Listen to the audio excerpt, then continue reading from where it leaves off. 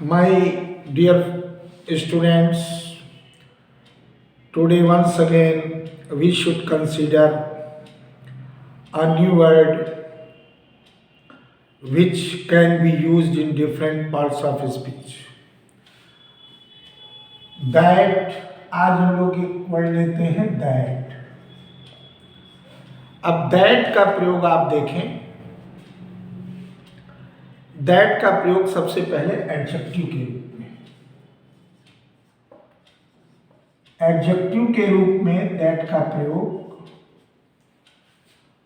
जैसे मैंने कहा कि दैट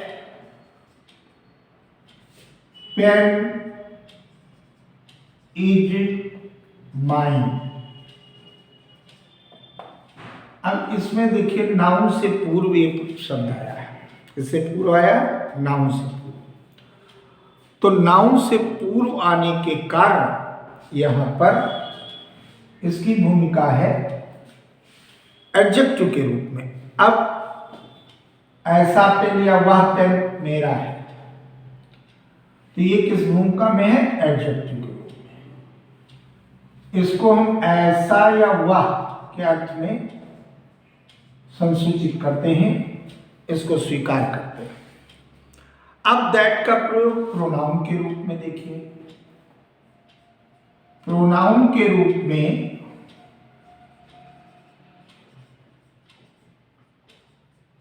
वही दैट का प्रयोग कैसे होता है? जैसे प्रोनाउन के रूप में सीधे सीधे वह होगा।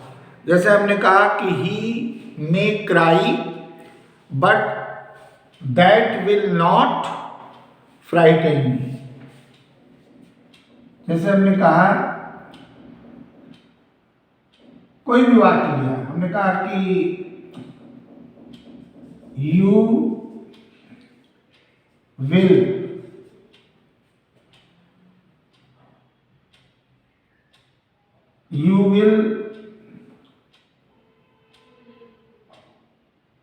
not obey, तुम मेरी आज्ञा नहीं मानोगे।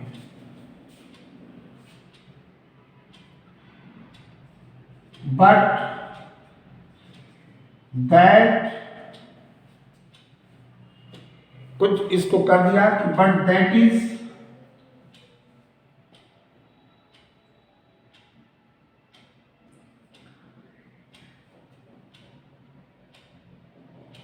उसमें जो है यू विल नॉट ओबे, तुम नहीं मानोगे, but that is no matter, उसमें कोई हर्ज नहीं। अब इसमें यहां पर जो दैट आया, दैट के बाद इज आ रहा है क्रिया के रूप में।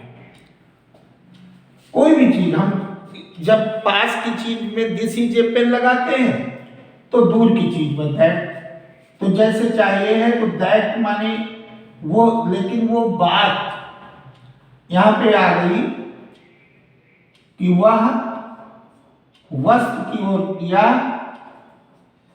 व्यक्ति की ओर संकेत करे या स्थान की ओर संकेत करे, यानी नाउन की ओर संकेत करे।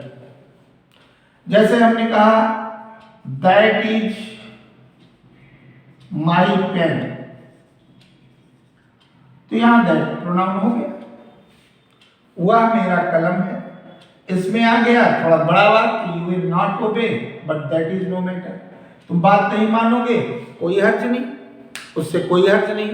तो ऐसी स्थिति में यहां पर दैट का प्रयोग हुआ। इसके बाद दैट का प्रयोग एडजेक्टिव और प्रोनाउन के बाद तीसरा स्टेप आता है एडवर्ब। एडवर्ब के रूप में, क्रिया विशेषण के रूप में देखिए। जैसे हम कहते हैं दैट मच, अब देखिए दैट मच, ये क्यों बनाया? मच एडजेक्टिव है और उसको मॉडिफाई कर रहा है दैट। ध्यान से लिखिए, that much that much you have done.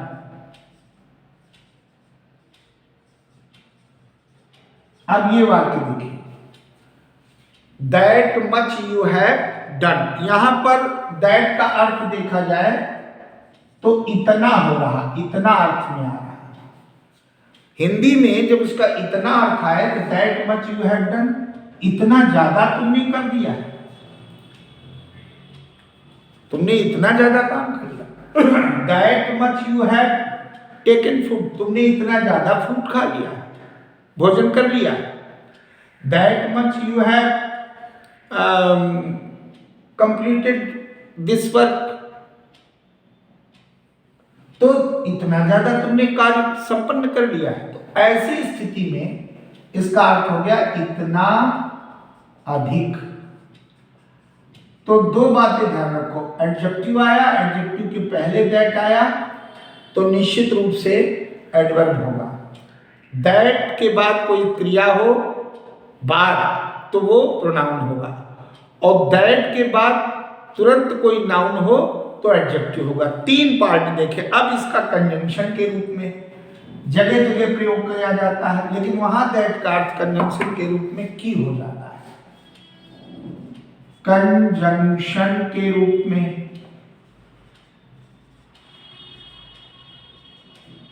Conjunction के रूप में जब आता है तो वहां इसका अर्थ हो जाता है की। जैसे डायरेक्ट इनडायरेक्ट में अनेक प्रयोग किए जाते हैं, आप करते हैं कि इट इज, कोई भी बात ले लो, it is certain, noun clause की शुरुआत इसी से होती है, दैट मोहन विल पास। अब इस वाक्य में आप देखें, it is certain that Mohan will pass, कि मोहन पास हो जाएगा। और ये दैट जब भी यहां आता है तो एक क्लॉज की दृष्टि से नाउन क्लॉज का निर्माण करता है, जबकि अर्थ में आता है। एक और चीज देख लीजिए, तो ये कंजंक्शन की भूमिका में आया और कॉम्प्लेक्स सेंटेंस का निर्माण किया। ये भी ज्ञान इसी से जुड़ा हुआ है।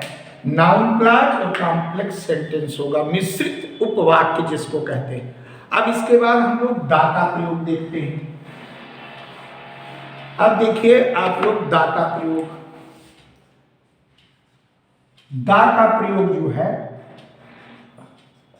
सामान्यतः आप आर्टिकल के रूप में देखते ही देखते हैं। तो जैसे कोई आर्टिकल के रूप में देखते हैं तो आर्टिकल होता क्या है, आर्टिकल एडजेक्टिव होता है। तो एडजेक्टिव के रूप में, तो जैसे हमने कहा this is the pen which I bought yesterday, this is the pen, this is the pen that, this is the pen यहां, और यहां हमने कुछ क्लॉज बना दिया, विच आई बॉट यस्टरडे।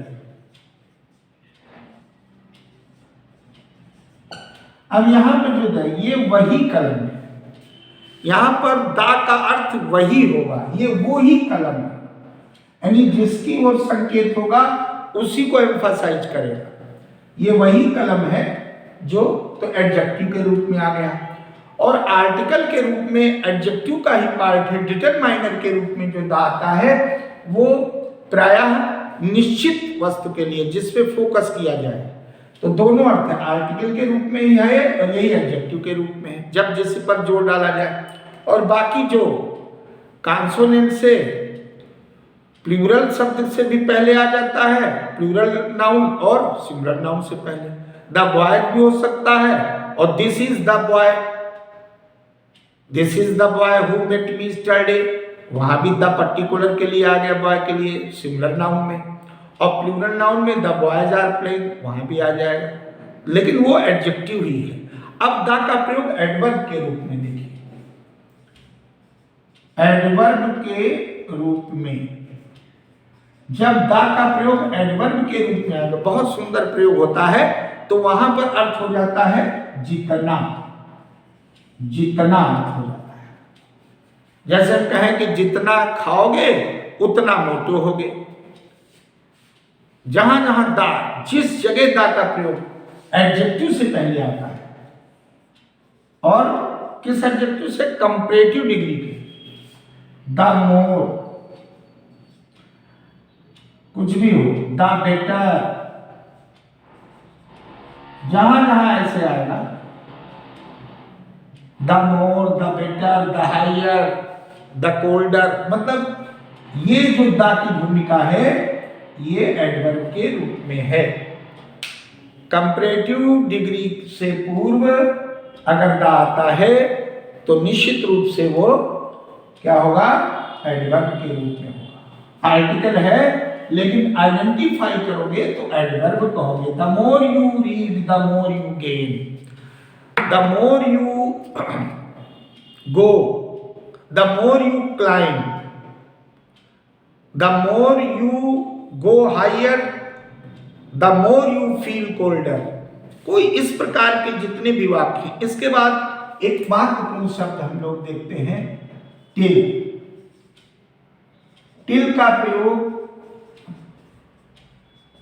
सबसे पहले मैं वर्ब के रूप में आपको बता रहा हूं। वर्ब के रूप में आपने टिल का प्रयोग कम देखा है, लेकिन वर्ब के रूप में टिल का प्रयोग होता है खेत जोतने के अर्थ में। ध्यान दीजिए, वहां टिल का प्रयोग होता है खेत जो, जैसे हमने कहा कि the farmer tills the field, tills the field,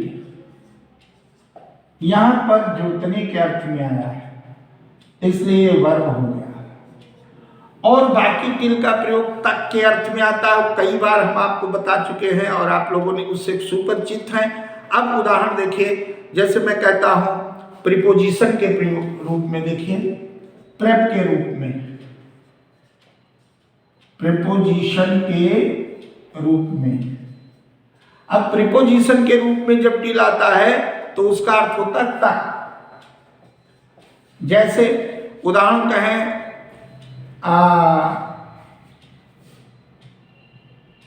you must wait here till 7 o'clock। मान लीजिए ऐसा सिम टेबल होगा। अब जरा ध्यान से देखिए, इसमें ये टाइम दिया हुआ है, समय एडजेक्टिव होता है और उससे पहले टिल आ गया, तो यहां पर किस रूप में आ गया, ये एडवर्ब के रूप में। ये गांठ बांध लो, एडजेक्टिव से पहले आ गया इसलिए ये एडवर्ब के रूप में हो गया। और एक टिल का प्रयोग होता है कंजंक्शन के रूप में। देखो यहां टाइम से पहले आया इसलिए एडवर्ब। अब कंजंक्शन के रूप में आप देखेंगे तो वहां भी इसी प्रकार तक के अर्थ में आएगा, लेकिन वाक्य की रचना देखिएगा उसके अनुसार होगा, कंजंक्शन के रूप में, कंजंक्शन के रूप में,